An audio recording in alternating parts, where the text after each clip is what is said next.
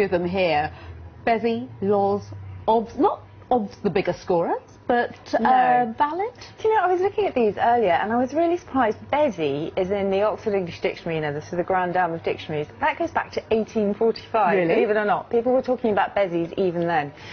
So we all like to think of these as being sort of, you know, slightly trashy new words that shouldn't be allowed in, but in fact a lot of them have been around before. OMG, for example, has been around since 1917, so you might be surprised. Yeah, very surprised indeed. And we've got a few more we can look at here as well. I mean, ridiculous. You're going to tell me that thanks goes back to the Roman times? No, not as far as I know, although you might be surprised. Yeah, I mean, I have my own bugbears here as well, like anyone else, and I know there will be a lot of people saying this is ridiculous, this is English dumbing down. But you have to remember, people have said this about English for centuries. Shakespeare got a really hard time because of all the new words that he came up with.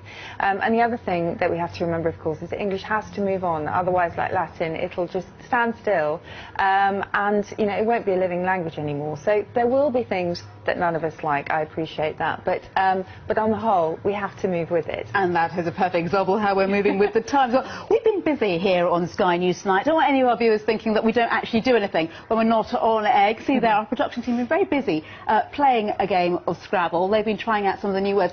Susie, I've got to admit, we used more than one set of letters in this. How easy in practice is it to use these words in a game, and do we need to redo the way that the Scrabble board's set up, because some of these letters have slightly perhaps outdated scores and sometimes there's not enough of them? No, that's very true. I think shizzle is on the list, for example, and there's, you know, there's one Z in the set, although you could use a blank tile, obviously.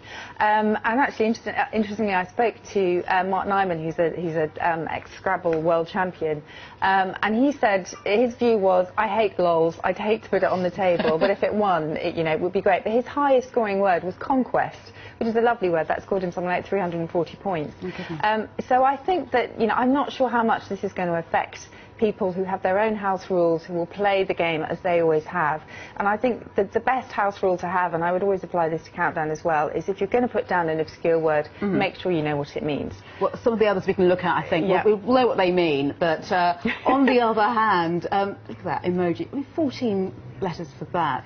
I mean, this is, again, a sign of the times, isn't it? We're moving with technology and things like that. We are, yes, and of course that's affecting, you know, affecting the way that we speak, and a lot of people are quite scared of text to speak, understandably. But just a reminder, we were scared of the postcard, we were scared of the telegram for the same reason, that actually it was going to bring English right down and we were going to just end up cutting up words and not understanding each other. And sometimes those shortest words can be the biggest scorers in Scrabble. Certainly in Scrabble, absolutely. And there is an argument that something like, well, emoji, for example, is easier to remember, or noobs, than, you know, than coneyines, which is another Scrabble word meaning, I think, the poisonous bit of hemlock.